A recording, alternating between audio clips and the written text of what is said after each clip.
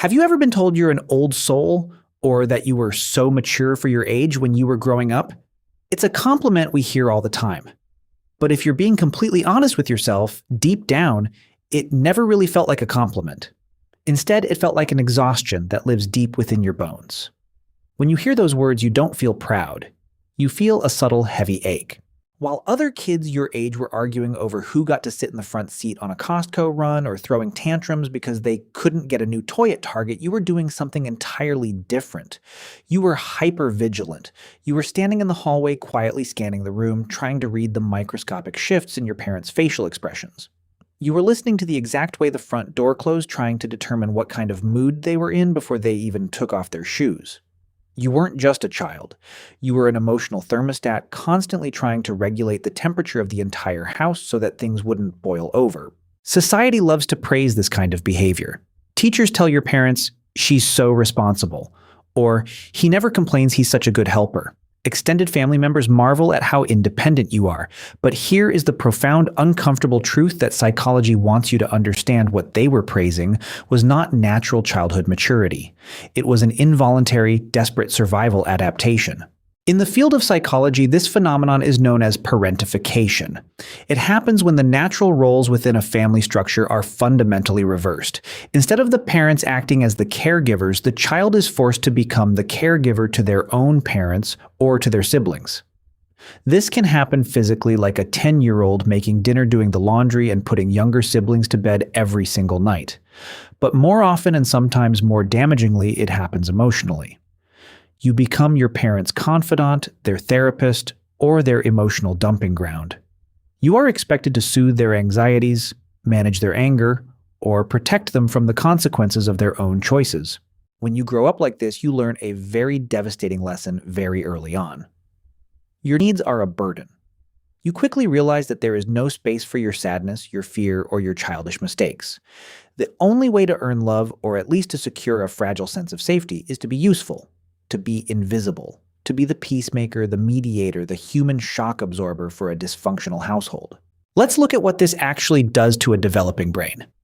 When a child is placed in an environment where they must constantly manage adult crises, their sympathetic nervous system is trapped in a chronic state of fight, flight, or freeze.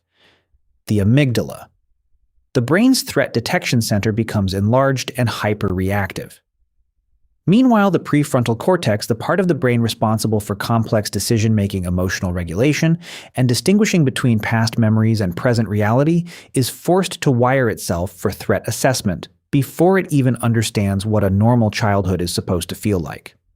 Your brain essentially says, "We don't have time to play, we don't have time to explore, we have to survive." Your body is flooded with cortisol and adrenaline on a daily basis. This creates a deeply ingrained neurological pathway of hypervigilance and hyperindependence that follows you straight into adulthood. You aren't just psychologically used to stress, your biology is literally addicted to the baseline frequency of a crisis. So how does this manifest when you actually become an adult? How do you know if you are carrying the invisible scars of growing up too fast?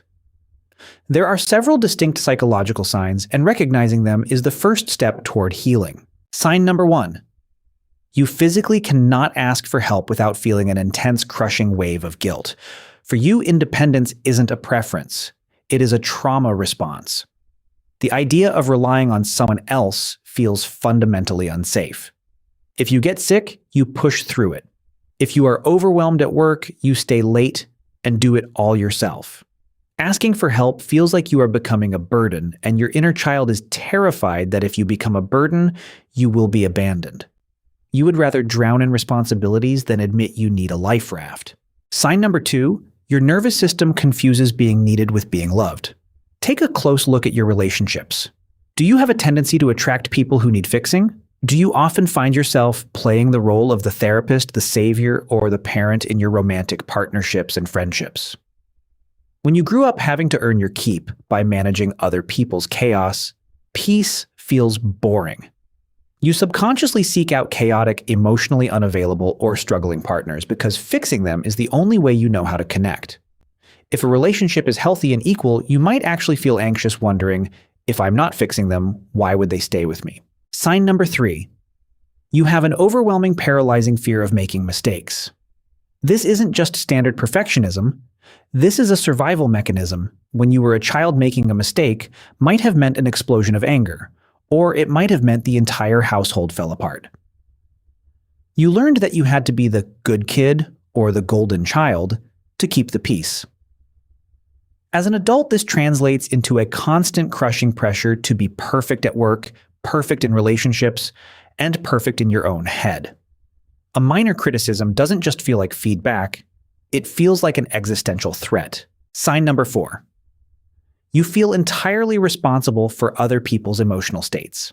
If you are sitting in a room and someone goes quiet, your brain immediately goes into overdrive. Did I say something wrong? Are they mad at me? What can I do to fix this? You have absolutely no emotional boundaries. You absorb the stress, anger, and sadness of everyone around you like a sponge. You have been conditioned to believe that if someone else is unhappy, it is your job to solve it, even at the expense of your own mental health. Sign number 5. You feel profoundly disconnected from play, silliness, or genuine rest. In fact, rest probably feels dangerous to you. When you try to sit on the couch and watch a movie or take a weekend completely off, a voice in your head starts screaming that you are being lazy, that you are wasting time, that the other shoe is about to drop. Because you were never allowed to just be a kid, you never developed the neural pathways for aimless, joyful play. You only know how to be productive. You only know how to work. Sign number 6. You experience severe hyper-empathy that inevitably leads to total burnout. Because you had to read the room to survive, you developed an almost psychic ability to sense what other people are feeling. You can walk into a room and instantly know the emotional weather. While empathy is a beautiful trait, your version of it lacks an off switch. You don't just understand someone's pain, you absorb it into your own nervous system. This makes you an incredible friend, a dedicated employee, and a compassionate partner. But it also means you frequently hit a wall of absolute exhaustion, shutting down completely because your system is overloaded with everyone else's emotional data. If you are nodding along to these signs, if you feel a tightness in your chest recognizing these patterns, I want you to take a deep breath. I want you to hear this, and I want you to really let it sink in. It is not your fault. You were a child.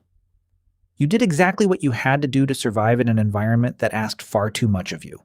You adapted brilliantly.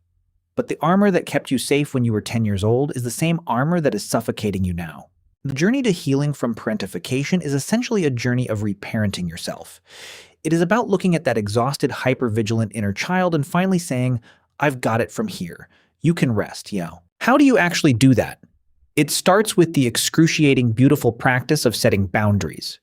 It means learning to say no without following it up with a 5-minute apology or a fabricated excuse. It means letting someone else be disappointed or angry or uncomfortable and recognizing that their discomfort is not your emergency to fix. You have to start taking tiny microsteps toward vulnerability. Ask a friend for a small favor, something as simple as picking up a coffee or helping you choose an outfit, and sit with the uncomfortable feeling of receiving help. Practice leaving tasks unfinished at the end of the day to teach your nervous system that the world won't end if you aren't perfectly productive. And perhaps the most crucial step, start protecting your peace with fierce intentionality. When you notice that familiar urge to step in and solve a crisis that doesn't belong to you, take a physical step back. Bite your tongue. Let the silence hang in the air. Allow other adults to handle their own consequences. It also means actively grieving the childhood you didn't get. It's okay to feel deeply sad and angry that you were robbed of the carefree years you deserved. Give yourself permission to mourn the fact that you had to be so strong, so young. Most importantly, healing means learning that your worth is not defined by your utility. You do not have to earn your right to exist by being useful to other people. You are allowed to be messy. You are allowed to not know the answers. You are allowed to drop the ball, ask for help, and let someone else take the wheel for a while. You are allowed to just be. You spent the first chapter of your life being an adult when you should have been a child. Now it's time to build a life where you are safe enough to finally put the armor down. If this resonated with you, you are not alone in this feeling. Share your story in the comments below. Sometimes just speaking the truth out loud is the first step toward healing. Don't forget to like this video and subscribe to Inner Cortex for more deep dives into the psychology of our everyday lives. Until next time, take care of yourself and remember to rest.